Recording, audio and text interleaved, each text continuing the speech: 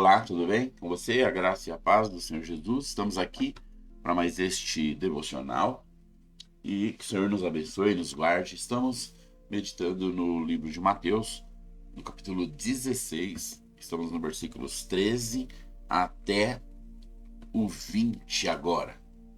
Capítulo 16, dos versículos 13 até o 20, diz assim: Indo Jesus para os lados de Cesareia de Filipe, perguntou a seus discípulos: Quem diz o povo ser o filho do homem?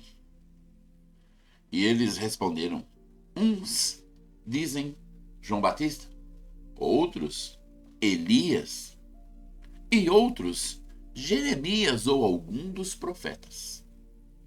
Mas vós, continuou ele, quem dizeis que eu sou?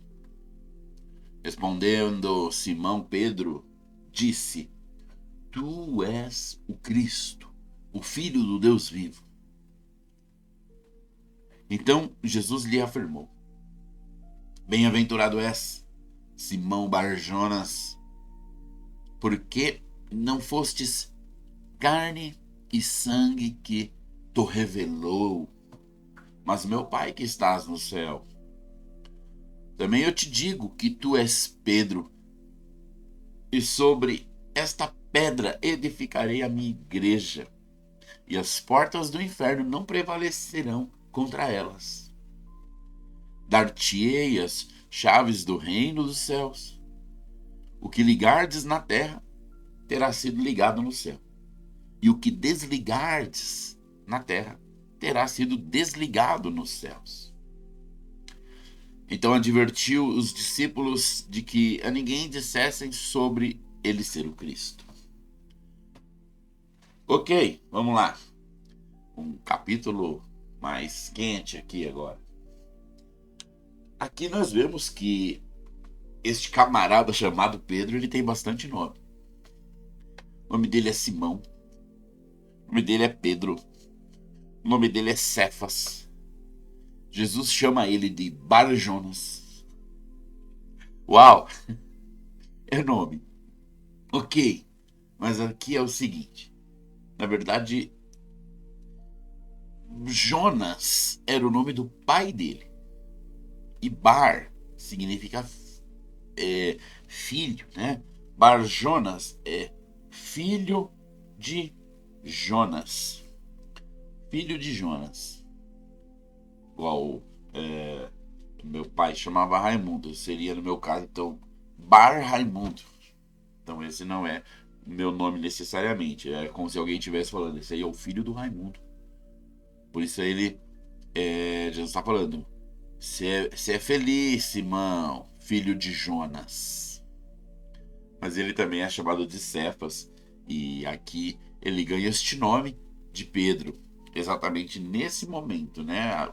O Mateus está colocando ele como Pedro desde o começo lá do Evangelho, mas tudo aconteceu nesse momento. Ele jamais foi chamado de Pedro naquele outro momento lá. Era Simão, era Cefas, era menos Pedro. Pedro começa nesse momento aqui, quando o Senhor pergunta: quem diz o povo ser o filho do homem? E aí eles falam que as pessoas, por ver Jesus fazendo os milagres, tal, alguns acham que ele é João Batista reencarnado. Você vê como o judeu, ele é doido da cabeça, né? Porque ele não acredita nisso. Mas no caso de Jesus, eles acham. E alguns acham que ele é Elias, porque tinha a profecia de que o Elias voltaria. Só que esse Elias que voltaria, e não o próprio homem Elias, e sim o espírito do profeta, não o espírito do profeta Elias, nossa, está confuso. A autoridade do profeta Elias, porque Moisés é o maior profeta no sentido de guiar o povo, Elias é o maior profeta no sentido de trazer os oráculos de Deus. Então Elias, que voltaria, seria esse homem poderoso que foi Elias, e ia ter um outro igualzinho. Mas esse foi João Batista. E eles achavam que Jesus era o Elias. Eles achavam também que Jesus era um Jeremias, quem poderoso, famoso, e alguns profetas. Mas aí Jesus, ele não se importa com nada disso, e ele fala: e vocês, o que vocês dizem? Silêncio entre os discípulos. Porém, o Espírito Santo toma o Pedro. Ele não simplesmente disse algo que ele pensava da cabeça dele. Ele não disse algo que ele suspeitava, que ele achava que devia ser. Não. Ele tem uma revelação, ele tem uma direção do Espírito Santo. E ele fala o quê?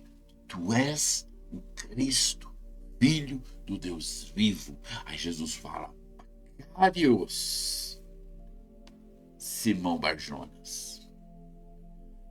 Porque não foi carne e sangue que te deu essa revelação, não foi seu entendimento, não foi sua leitura das Escrituras, não foi seu entendimento do que os profetas dizem, não foi o seu entendimento do que você tem vivido comigo, não, foi o Pai dos céus, Ele quem te deu essa revelação, Ele trouxe essa revelação, e eu quero dizer, seu nome agora vai ser Pedro. Algumas pessoas, elas leem aqui da seguinte maneira: seu nome é Pedro, e sobre você, Pedro, eu vou edificar a minha igreja, e as portas do inferno não prevalecerão contra ela. Veja só que coisa. Não é verdade.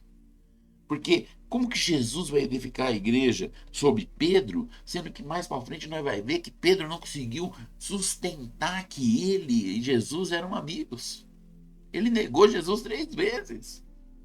Você acha que a igreja está de pé até hoje, 2000 anos depois, se ela tivesse sido edificada em cima de Pedro?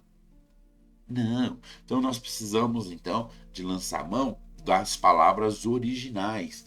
E aqui nós temos então que fazer a seguinte observação. Verso 18. Vai aí para o verso 18. Vamos lá. Também te digo que tu és Pedro. Essa palavra Pedro significa Petro. Petros. Com o no final. Petros. Aí ele vem aqui, ó. E sobre esta pedra edificarei a minha igreja. Então, ele vai edificar a igreja no Petros ou na pedra? Não, mas não é a mesma coisa? Não. E não é por causa do português aqui, termina com O e outro termina com A, não. É porque essa palavra, pedra, significa Petra. Petra. Então, ele chamou o apóstolo de Petros. E ele vai edificar a igreja em cima da Petra. Por que existe essa diferença? Petros e Petra vem do grego. A questão é que Pedro é uma pequena pedra. Petros é um bloco. Petros é como um tijolo. E Petra é uma rocha enorme. Então agora sim a gente vai entender o que o Senhor quis dizer. Por quê? Porque, veja só, bem-aventurado és, Simão Barjonas, porque não foi carne e sangue quem te revelaram, mas o meu Pai que estás nos céus. Também te digo que tu és um tijolo, e sobre esta grande rocha vou edificar a minha igreja, e as portas do inferno não prevalecerão contra ela.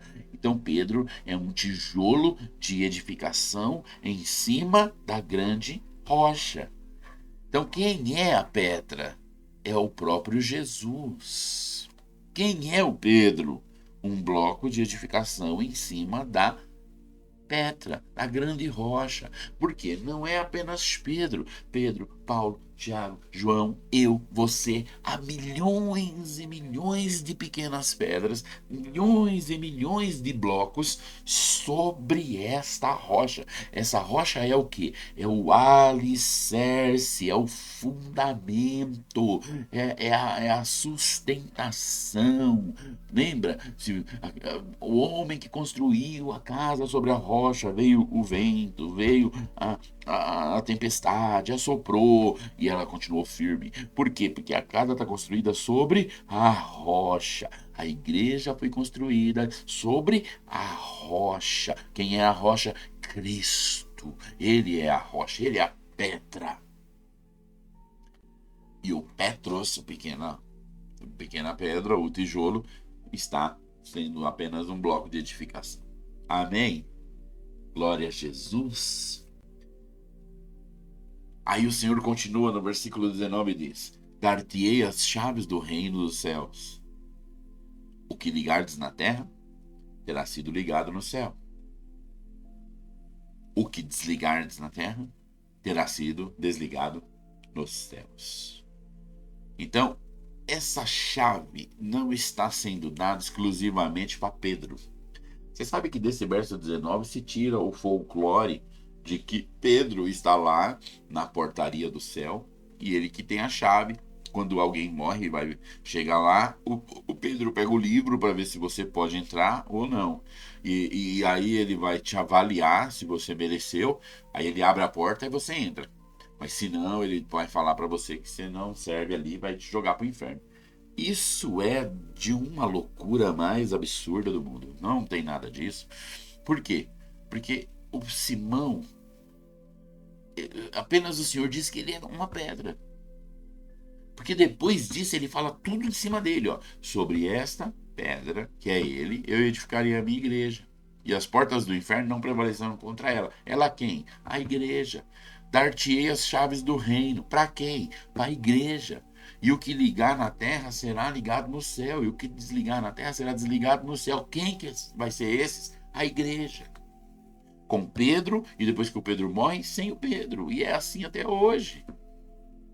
Então não tem essa chave na mão do Pedro. Embora o apóstolo Pedro usou a primeira chave para a igreja depois que o Senhor foi aos céus, que foi a chave da pregação ali em Atos, onde ganhou 3.000 pessoas. Queira ou não, ele foi o primeiro a usar a chave. Com uma pregação ali, quase 3.000 pessoas foi batizado. Ele vai usar essa chave outras vezes, mas nem no fim da Bíblia ele tem essa chave, porque até em vida a chave da igreja passa para o apóstolo Tiago, que nem era discípulo de Jesus, era o irmão caçula. E este apóstolo Tiago é que comanda ali a igreja e vai até os finais, mas há uma outra chave entregue para João, e João ali na ilha de Patmos usa a chave para ensinar a igreja, para escrever um evangelho, para escrever o Apocalipse, porque há muitas chaves. A chave faz parte da rocha grande, da pedra. Por isso há muitos lugares e hoje você, de repente, está passando uma situação que você pode, no nome de Jesus, declarar contra ela. Declarar que está destruído, quebrado, comandar contra as obras das trevas. Quando você comanda contra as obras das trevas e profetiza e declara a bonança, o que você está fazendo? Você está usando a chave, você está abrindo, você está fechando, porque você faz parte desta igreja. Você também é um tijolo dessa edificação, mas a chave faz parte da grande rocha, por isso ela está acessível a quem é uma pedra de edificação. Que tremendo, né? Eu não estou tão empolgado falando isso, mas já deu a hora. Eu queria que você meditasse no seguinte: essa chave não é exclusividade de Pedro, essa chave é da igreja. E se você é da igreja, você pode usar essa chave. Ou que o Senhor te abra os olhos para ver. Que o Senhor te abra o entendimento a tomar posse. E que você saiba que você pode usar a chave para abrir, em nome de Jesus. Glória a Deus. Que o Senhor te abençoe, que o Senhor te guarde, que o Senhor te ilumine. E até amanhã.